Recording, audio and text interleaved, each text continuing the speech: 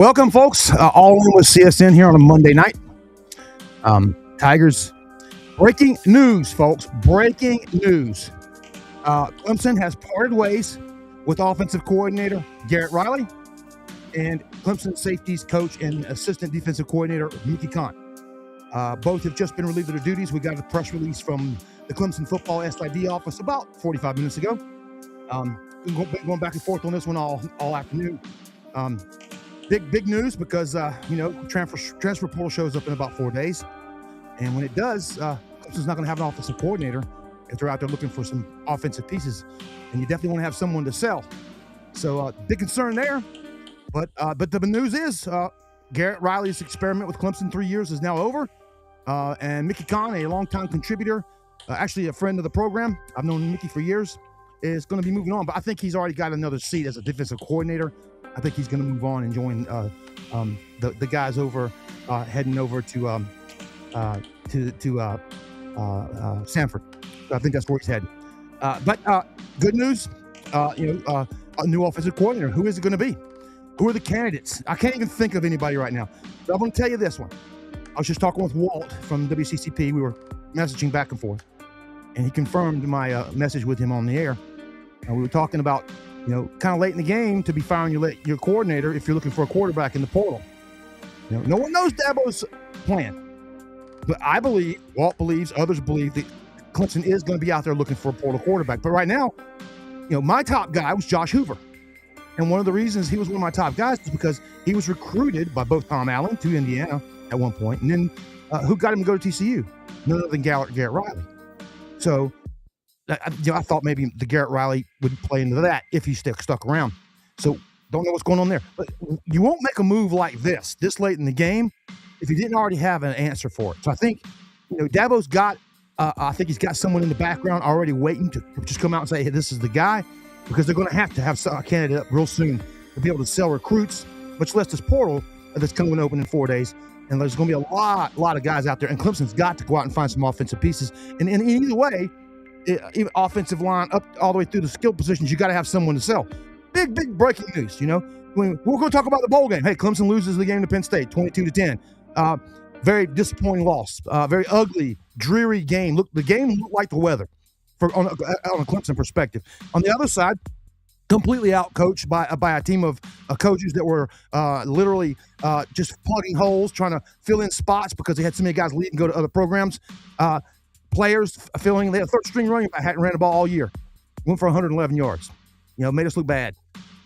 Effort wasn't there. Play calling was atrocious. I can see why Garrett Riley was fired. I'll be honest with you, I was shaking my head the entire game, just wondering, how do you get a football team moving if you can't get a groove going, either offensively, any way whatsoever? And it just wasn't happening. Defensively, they held off, man, until the fourth quarter, and they were just worn out because the offense was going out and doing three and out. And then Penn State would just run the ball on them until they got tired. So the defense was tired. I mean, depth was gone, depleted. You're starting with your third-string defensive line. I mean, literally, your third-string defensive line was out there playing. You had second and third stringers out there on the corners and the edges. It was bad, and they were no better off. So let's not make excuses. They out-coached, outplayed, all that effort, all that was better. Big news. Riley's gone. A lot of you people are wanting it, and you're crying for it, clamoring for it. It's done. I'd love to hear some comments. I'd love for the comments to open up today. I'd like to see somebody chiming in on the messages here. Reach out to us. Chat with us. Let us know what you think. I see Kevron. Best news I've heard today. I see him. Yeah, it is. Yeah, he's on here. But guys, for real, talk with us on the stream. Let us know what you think. Got any questions? Ask me. My article I released a couple days back about quarterbacks in the portal. I had eyes on my guy's Hoover. I like the kid out of TCU, Drew Westmaker out of North Texas. Lots of guys, man. I'm getting lots of text messages in from people all over. They're all reacting to the news I laid out earlier because I shared the article. The article's up on ClemsonSportsNews.com already. I dropped that one about 10 minutes before I came on the air.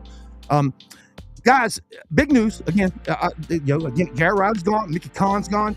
With the safety play this year, it just was going downhill, and there was a big disconnect going on back on the back end of that defense. They were lost at times, and I don't know what was going on because in the past, Mickey's brought some great players in this program. And if they come from the state of Georgia, usually Mickey Conn went out and recruited. Just so you guys know, that is going to be a big missing piece in the state of Georgia's recruiting because Mickey Conn was responsible for Sammy Brown. He was responsible for almost every kid out of Georgia. I'm not kidding. All the way back to Trevor Lawrence. He had something to do with all these recruitments out of Georgia, okay? So that's going to be a big missing piece, but I think he's going to Sanford to be the defensive coordinator at Sanford. I think that was already predetermined before this all happened. I think the same thing with Garrett Riley. I think everybody knew but Garrett Riley. I think this was already, predetermined before they went to the bowl game that this was going to happen because you just don't drop a guy this late in the game 5 days before you get to the busy area like this transfer portal is going to be this year, and very important for Clemson, and not having an offensive coordinator to sell somebody. You got to have that guy, So I think he's got somebody. I think he's going to drop a name real fast. I don't think you're going to see a big coaching search go on. I think there's candidates that have already been talked to. So I'm interested to see because I'll be honest with you, it's going to be hard for me to sit down and put a list of candidates together because I don't really know who's out there that we can all look at right now and say that confidently that you want. I kind of like, what I've seen at places like Tulane, at East Carolina, and these guys have all moved on to other jobs already. Okay, matter of fact, East Carolina just got TCU's coordinator, North Texas's coordinator. So they're flying all around the country right now. Coaches and coordinators are being hired and fired. So. Man, again, chime in on our Facebook and on our YouTube or anywhere. Throw the comments up there. Let us know what you think about this whole situation. And boy, I told you last week. I said as soon as we got done with bowl that we were going to drop into portals this week. And boy, we got bigger news than that. The portal's coming up. It's heating up. More guys are jumping in as bowl season ends. More and more guys are jumping in. I just saw today Cam Cameron, the wide receiver out of Auburn, he's in the portal. Now, by God, if we can get past Ohio State or an Alabama trying to get him, that's probably going to be where he's heading. A place like Alabama, Texas, Ohio State, someone with big money, But, Clemson's got it. We're not the sisters of the poor around here, okay? So I don't want to hear the excuses that we can't play with the big boys because Clemson can very much well play with the big boys in that whole hierarchy that is the NIL money. So guys, again, chime in. I want to hear about you guys today. We're talking here. We're on YouTube. We're on Facebook. Okay, hit us up. Let us know what you think. We're chatting here. Give us your thoughts. I'm just telling you, give us your thoughts on this because we really want to know what everybody thinks about this firing. Were you for it? Were you against it? Do you think it was Garrett Riley being handcuffed, and not being able to bring his own coaches in, bring his own quarterback in through recruiting, or was it just the end of a cycle? This didn't work out. To me, it was the latter. It just didn't work out. I don't know how he handled dealing with personnel. But boy, oh boy, I scratched my head so many times. This weekend, I said if we saw number 29 Sanderson in the game in the first quarter playing slot receiver ahead of Juju Preston, that things were out of whack on this football team. I got news from a lot of people that went to practices. I sent my staff down to bowl practice, and Juju Preston's name was being mentioned over and over as one of the most electrifying and enamoring performers that they saw while they were there. And I got that from other people too that have got sources into the program that during bowl practice, Preston was a bolt of lightning. Didn't see one snap on Saturday. You want to tell me what's up, Tyler Grisham? Because that's exactly who's in charge of that wide receiver rotation. I saw Sanderson in there. I saw another guy in there. I had no clue who he was. They were throwing balls and they were dropping them everywhere. I couldn't get it. You got one of the most dynamic slot receivers that you could get out of the 2025 class. You put him in a uniform, and you don't even give him a chance to go out there and take a snap over a walk-on that is not going to amount to a hill of beans anytime, anywhere. It's just a Band-Aid. Well, if I'm going to put a Band-Aid, I'm going to put a talented Band-Aid on it, not an untalented Band-Aid. How about you guys? That was a little bit depressing to watch on Saturday. Okay? Defensively, saw some good things. Saw some really good things on the front line. No, they weren't putting pressure up, but you know what they were? They were staying disciplined. I watched Kevin Brown-Schuler play a really great game. I saw him get hurt like at the end of the game, but played a really great game. I mean, some really good stuff coming out of some of those players on the defensive side of the football. Sammy Brown played an amazing game. He played his butt off. He had to. He was the only one out there, you know? Yeah, and again, defense was hamstrung on Saturday. You're walking out there with your hand behind your back, missing 5 players, you know? And I know Penn State, again, was also hamstrung with different players, but it doesn't matter. That game should have been a lot closer than it was. I had it 24-20 Clemson on our prediction, and I almost had it right as far as, you know, the score. Penn State, they got 22. But man, oh man, for that offense to do what it did on Saturday, I wouldn't have gotten on the same plane home with those guys if I was Garrett Riley. That was an embarrassment. You had your first string quarterback, your first string running back, your wide receivers. You had 2 of the 3 guys that started this year, and you didn't manage to do jack squat in 4 quarters. The third quarter, you're still down by 3 points. You only had 3 points in the game in the third quarter. No joke. You went almost 3 quarters with 3 points on the scoreboard against a Penn State team that let Rutgers put 40 on their real team. Not this opt-out version, okay? Rutgers put 40 points on Penn State's real team, not this opt-out version. Okay? Now, Clemson's defense just got tired. You held them to 15 points if you look at it my way, okay? Because you literally held them to 15 points. And it's just amazing to me that this offense wasn't able to score 21 points on that defense. That play calling was absolutely just head-scratching. Tunnel screen after bubble screen after tunnel screen after bubble screen. I mean, if you can't get the running game going, he tries to use that as an extension of the run game, and it never works because the offensive line is not been coached up well enough to get out there. They're not athletic enough to get out there and play blocker in space. Okay? You don't have the guys on that offensive line. The guys that you're going to need are the guys that are hurt right now. And the freshman coming in. That Barclay kid coming in is the kind of guy that can get out there and do that for you. Okay? So it's the same thing with our hurt offensive tackle, the Jacobs kid. That's the kind of guy that can get out there in space and get out there. There's athletic, thin-ankle, basketball-looking freaks that are at 350 pounds. Those are the cats that can run out in space and get your tunnel screens going for you. When you got a 5'9", 145-pound walk-on wide receiver out there trying to block a 6 foot, 180-pound quarterback, it ain't going to work. And that's what you saw Saturday. And I'll be honest with you guys, you hear it in my voice, not very happy. The fan in me is coming out for the first time in about 20 years. Yeah. So, to me, I could have went either way or the other with Garrett Riley. I saw him also being handcuffed by not being able to bring in his own staffers, where Dabo kept his staffers in place on the offensive positions. And I saw very bad quarterback coaching. That's the only thing I can tell you about Cade Clemson. How do you regress from last year to this year like he did? To 50% the output as far as offensive touchdown output. How do you do that? Same amount of interceptions he got all last year, but he got half the touchdown passes this year. Okay?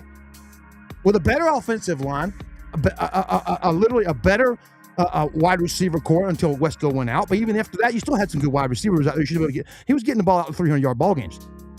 But again, just absolute, could not believe what I was seeing this week on Saturday. And we wanted to get to all that today. But then again, today's news, breaking news again. The breaking news. Garrett Riley's gone. The offensive coordinator situation is now in limbo. And I'll go back to my question to Walt on our Twitter conversation a few minutes ago. How do you sell a portal quarterback in 4 days on Clemson's new offensive coordinator if you got one by then? You better have a good track record that you can sell.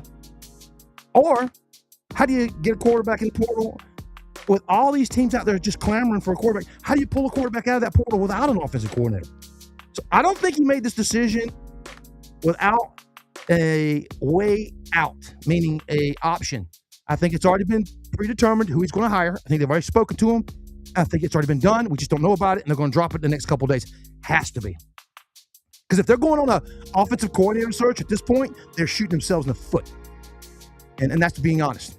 Okay, so big news, and again, love to hear your comments in our section. You can go to Facebook and hit us on the feed right there, and hit the comments. We can see them right here. Talk to you.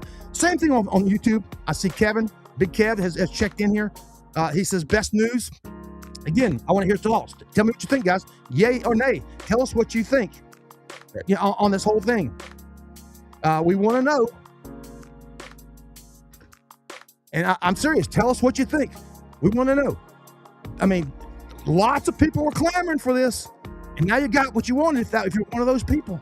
Again, I told you I was a fence rider on it, because again, I was looking at Hoover, the kid at TCU, and hoping that maybe that Riley connection brought him in, because he's the kind of guy I think that Riley could have connected with, and maybe next year they could have done something special, even with Garrett Riley.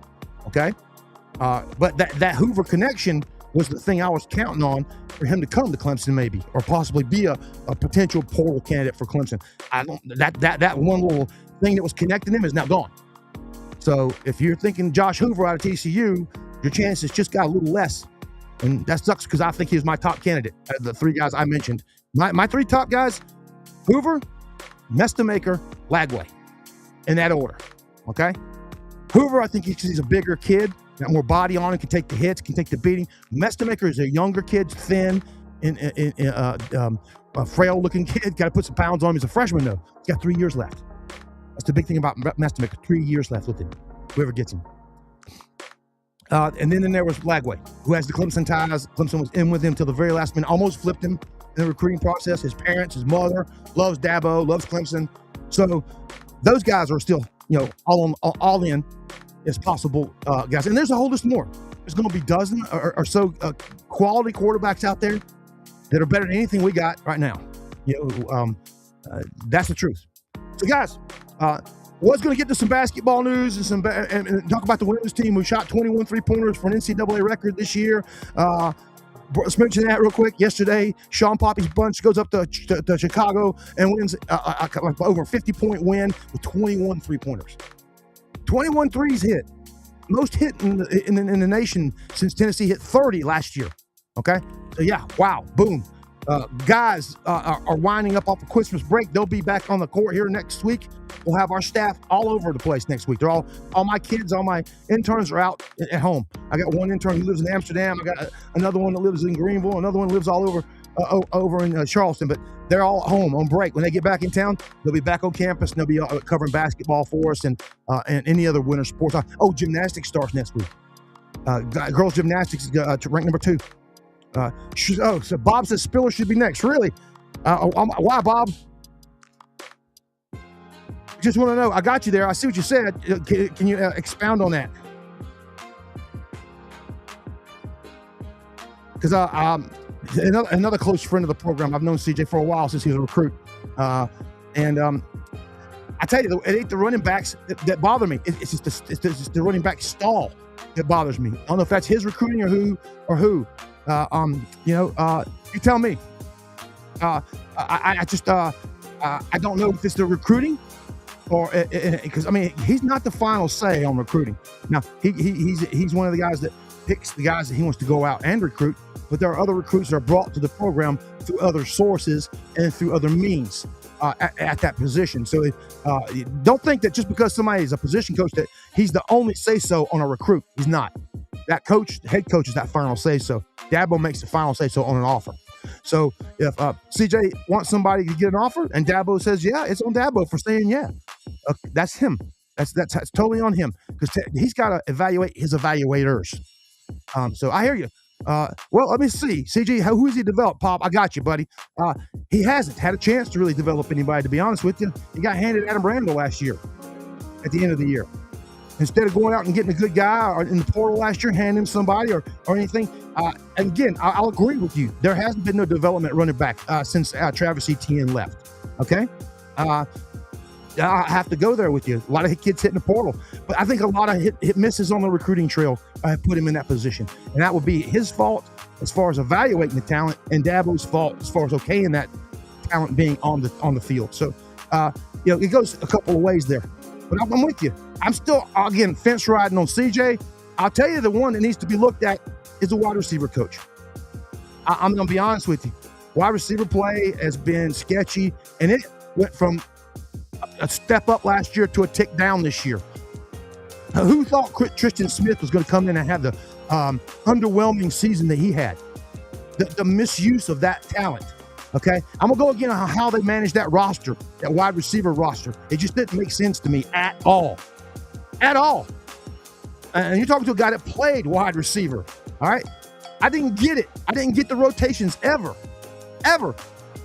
You had 6'4", 205-pound space eater that you want to go up and use in ball hawk, back shoulder throws, 50-50 balls in the end zone, fade routes in the end zone, corner routes. This is what this guy was built for, throwing that arm way up in the air and getting that ball stretched out over a DB that hasn't got the length. You never saw him utilized like that. And I'll go back to another guy. They brought Ian Shefflin in at 6'8", the basketball guy, for that exact same reason, and never used him like that. They used him one time this year against Troy. They tried that one play, and he almost pulled it off. But again, you brought the guy in, you paid him NIL money just to be a tight end, to be that kind of possession guy, but you didn't use him like that. There's your Garrett Riley question right there. It's also your Dabo Swinney question, because if I'm Dabo, I'm going to Garrett Riley going, dude, why'd I bring that cat in here, pay him all that money to be a possession receiver, and we're not using him at all? Okay, there you go. I just, managing that roster this year was really hard to watch.